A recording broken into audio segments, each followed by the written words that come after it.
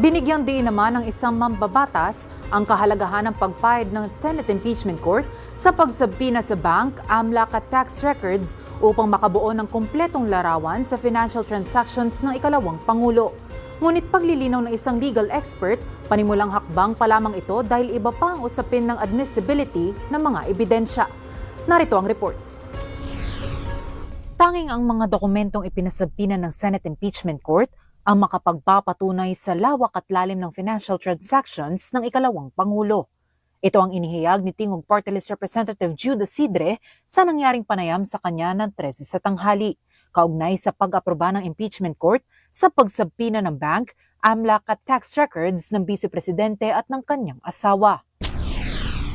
Napakahalaga kasi na magkaroon tayo ng mas kumpletong larawan o picture ng buong, tawagin na lang natin, financial ecosystem nung lahat ng transaction na nangyari. At isa lang ho makakapagpatunay dito, ito yung mga ebidensya ng mga transaksyon. Kasi dulot dito ay may kakaroon tayo ng mas malawakang pag-intindi kung ano tang lawak at lalim ng financial transaction ng pangalawang Pangulo. Nilinaw rin ni Isidre na kinakailangan pa ng permiso ng Pangulo bago ilabas ng BIR Commissioner ang mga hiniling na BIR records alinsunod sa umiiral na batas at proseso.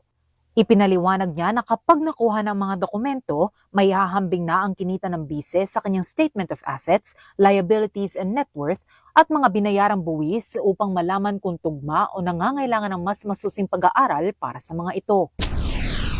Kumbaga, ang prosesong ating ginagawa ay dapat nakabase ayon sa hindi lang sa batas, kundi sa lakas din ng ebidensya. At tiwala naman ang prosecution with all the evidence that we have and everything that we have also established dun sa House of Representatives Committee on Justice na talagang masusuportahan ang ating ang articles of impeachment ng mga ebidensyang may papakita at mapapatunayan dun sa ating mga dokumentong sinabina. Bagamat isang mahalagang hakbang at tagumpay sa prosekusyon ng pag-aproba, pinaliwanag ng isang legal expert at former public prosecutor na si Attorney Reynaldo Garcia na iba pang usapin ang admissibility. Ayon kay Attorney Garcia, ang sabina ay para lamang sa pag-identify ng mga dokumento sa testimonya ng witness. Pero sa formal offer of evidence pa, pwedeng mag-object ang defense panel kung tatanggapin ito ng impeachment court.